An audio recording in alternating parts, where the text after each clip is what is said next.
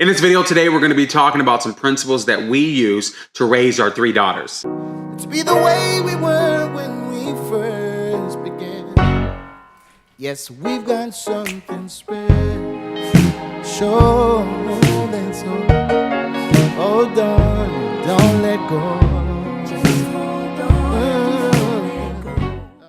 Hey, what's up, YouTube family? It's Teddy and Jen, and we understand that parenting isn't easy, so we want to help you navigate this parenting with ease. On this channel, we do family vlogs as well as family activities, and we want to provide tips to help you make the most of the opportunity as a parent. So if you're new, will you consider tapping the subscribe button today?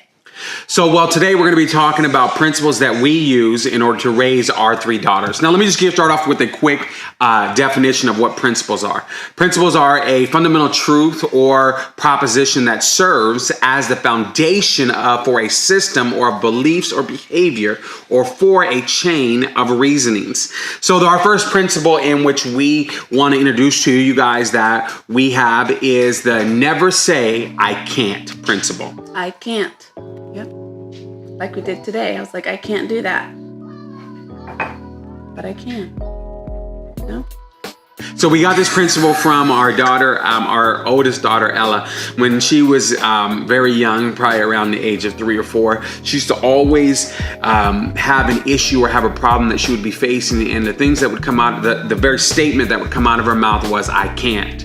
Mommy, Daddy, I can't. Mommy, Daddy, I can't. Mommy, Daddy, I can't. And so as a family, we sat down and we said, Ellah, why do you keep saying what you can't do? And look at this opportunity as an opportunity for you to say, hey, I need some help. And not only do I need some help, but can you guys help me to figure out how I can get through this problem? Genesis and I really were like, you know what? We've got to get this vocabulary out of her mind because we don't want her to be 10 or even reaching the age of 13 or reaching the age of 20 and having a mentality that's always focused on what she can't do. Now, there are limitations to who she is. We all know that. You know, we know our daughter and we recognize that. But at the same time, we don't want her limitations to limit what she's able to do in life. And so one of the principles, our first principle that we're talking about today is this idea of removing the idea or removing that statement, the phrase, I can't. Right. Number 2, the statement is, if you're good with it, your kids will be good with it. So whatever you're doing, as busy it may be or tiring or whatever it is, if you're good with it, your kids will be good with it. We have another saying, or we talk about often, like, you know what, you bring your kids on the journey with you. So we do church life, we do family life together, we do helping to care for our grandparents right now. And so we're in the midst of these new seasons that we're in, trying to find, jobs and whatever. And so our thing is, hey, if you're good with it, they'll be good with it. If you're stressed about it, they'll be stressed about it. And so being good with whatever you're doing, and your kids will follow to be good with whatever you're doing. Right, and even to kind of piggyback on that, one of the things is a lot of times as parents, we're always concerned about how our kids are going to respond to something. And a lot of times we put the anxiety into our kids about an issue, whether it's, whether or not you're good at math or whether or not, this is going to be a good school. Our kids are like sponges. Right. Whatever we do, they soak in. And they look at us for the healthy response. They look at us for, how they should respond with not only to a person, but in a particular situation. And I believe that if we can settle in our hearts about a situation, it's going to settle our kids even more. Whether or not we even have the discussion. I mean, I know that there are certain things in which we faced in life where we didn't take the time and sit down and explain something to our kids, but they just saw how we were navigating through the situation, and they themselves are like, okay, our mom and dad are responding in this way, so we're going to respond in this way, and so you've got to remember, if you're good with it as a parent, your kids are going to be good with it as a parent, as the kid. The third principle we want to talk about is this whole idea of getting clarity. Our middle daughter, her name is Livee. And one of the things that she always says, or that we kind of saw her always saying, is, I don't get it. I don't get it. I don't get it. Or if I asked her to clean your room, she'd say, I don't get it. What do you mean? Right.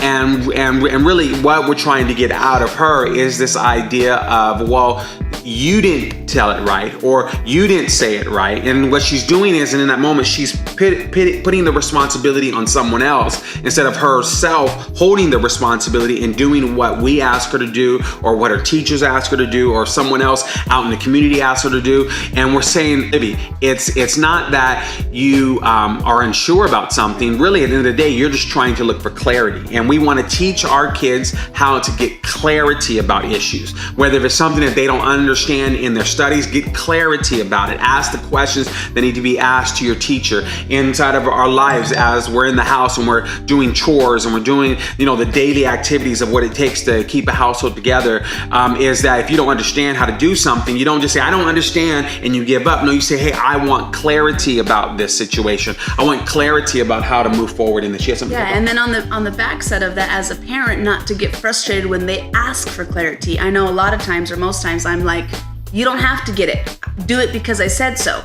But if we're encouraging them to ask for clarity, we want them to say, okay, what do you mean? And then on the response of the parent, not be like, you don't worry about it. Now, there's some moments where, they don't need to worry about it. But if we're teaching them to ask for clarity, then we have, as a parent, have to go the extra mile to say, okay, this is why you need to do X, Y, and Z, and be good with it. Because they're asking for clarity. They're asking what you want them to ask for.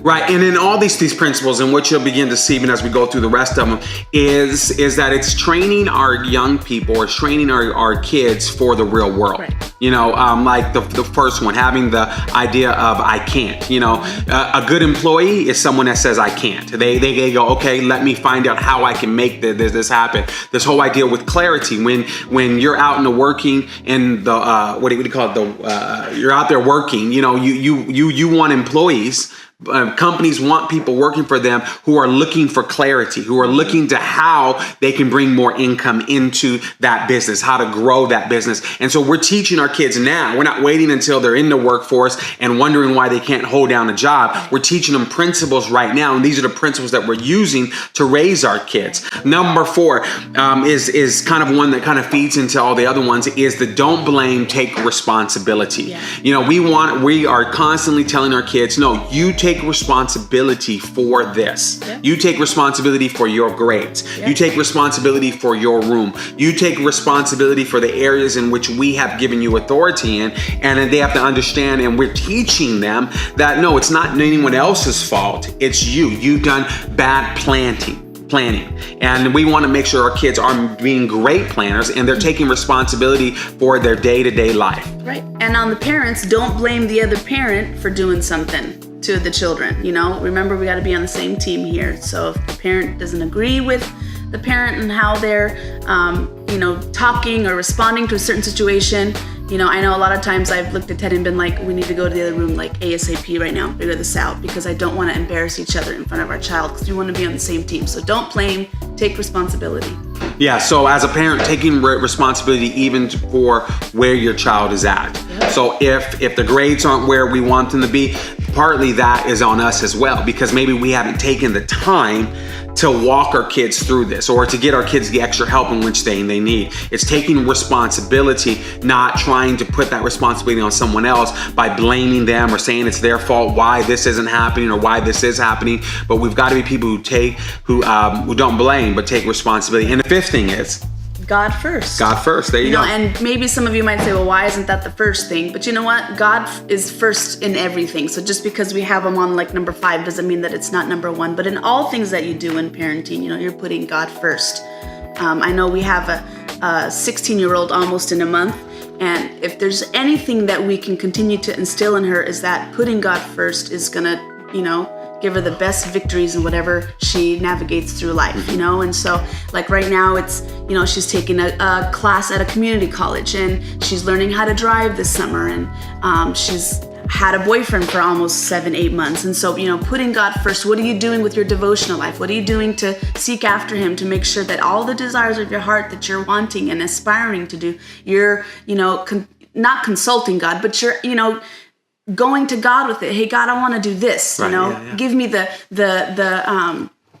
peace or the guidance to be able to navigate through this. Even as parents parenting our 3 girls. They're in all different seasons. We've got an almost 16-year-old, an almost 10-year-old, and an almost 5-year-old.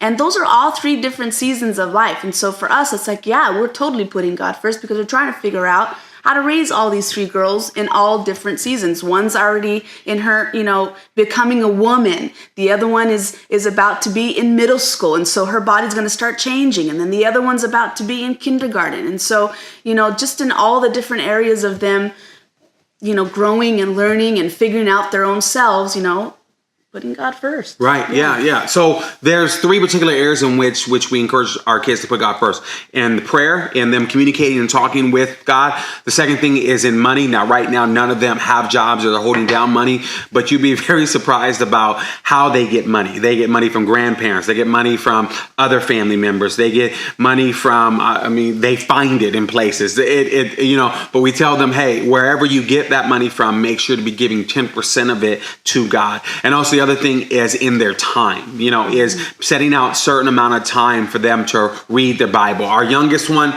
cannot read. So what we do is we get these YouTube videos and we have her watch them. We have our middle one who's in the stage of reading, but so she gets a mixture of a small devotional that is age appropriate for her, but also is able to watch some YouTube cartoons that talk about the Bible story. And then for our oldest, in regards to her, we actually constantly are asking her, hey, what devotional are you looking at? We've also at times have bought her books from Christian authors of folks that we know who are doing great works of God around the world. And we're like, hey, read this book. And she reads it because she's an avid reader. But our 6th principle that we want to talk about is do your best. It's good enough. Yeah. One thing that we're always challenging our kids is to do their best. And a lot of times, or maybe not a lot of times, but there are times that do come up where as we are living life and we go, okay, we get something and necessarily it's not the results that we would want it to be, whether it's with a grade or whatever. What we always ask our kids is, did you do your best? And, it's a mix, because it's self-evaluation. We want our kids to be able to self-evaluate themselves and determine whether or not they really did everything that they could in that subject or in that area to do their best. And if the answer is yes, then we move forward and we say, okay, well, let's add some additional things to make this work. If it's which a lot of times this is where we get is we get yes, but I didn't do this, Mom or Dad. Yes, I did. Yes, but I could have done blank. And what it does in that moment is it helps our kids to move forward. It helps them to have a place of moving forward. Because if the answer is yes, I did my best, and yet there's nothing, it's still not the results we want, we come together as a family and we make an action plan to say, okay, this is how we're going to help get there. Okay. If it's and like I said, most of the time our kids are coming to us saying yes, but and they the responsibility on them. When we say, hey, have you done your best? And we look at them and say that in their eyes and they're like, well, I did, but I know I could have done better, and this is where. It puts the ownership on them, even as young as they are, to take that responsibility that, I could have done better in this area, or I could have studied a little more, or, an example of our older daughter had a really rough beginning in her math class. And no, does she love math? Absolutely not. Did she have a challenging first semester? Yes, we were in and out talking to the teacher. And at the end of it, I said, you know what, Ellah, you're getting older. I can't be with you at every teacher meeting. I can't be with you to go ask for clarity for every little thing because you've got to start doing it on your own. And so she took the steps to make sure that she was getting the extra tutoring time and going after that grade. And at the end of the year was pulling out A's on her tests, rounded out the year with the B+. And, we were so proud of her because she took the initiative to take responsibility to say, you know what, I know I can achieve. I know I can do better in this. I'm not great at it, but I can do whatever I can to be better at studying and getting the right things so that you can get the victory that she got at the end of the year. And so, yeah. Number 7, we have 2 more. Number 7 is no perfect parent. Is you need to understand is that there is no perfect parent. We're all going to make mistakes. But the thing is that when we make a mistake, it's how you respond is what is key to helping the family move forward. Even as parents, if you make a mistake, then say, I apologize. I was about to say, you say sorry, but we're not allowed to say we're sorry in this household. AKA Gigi Turner on the side. So Yeah. my grandmother has the rule is that we're not sorry, but we do apologize. I apologize for what I said. I apologize for that attitude. I apologize that I jumped to a conclusion. And that's not only for us as parents, but it's also for, our kids as well, because, they're kids, and a lot of times, there's perspectives of one daughter thinks that something should have went a certain way, another one has another perspective, think it should have gone another way, and it creates friction. It creates, it creates trouble in our household. And so we have to get them to all sit down and say, okay, well, what was your point of view on this? And at the end of the day, we have to realize that there's no perfect parents. Yep. None of us are perfect. We're all trying to make this work. We're all trying, there was a handbook, and maybe we just forgot to read it or something. I'm not really sure, but our number 8 is we're in this together. We're a family. And not only are we in this family, but we also have a church family that we're involved with. And so, they at times have been our strength, and at times they've also been, the people that we can look to, for not only childcare, but also for a little bit of help and a little bit of a wisdom. And so as we understand that we're in this together, for Genesis 9, nothing that we do is that we're church planters. We planted a church probably about 2.5 years ago.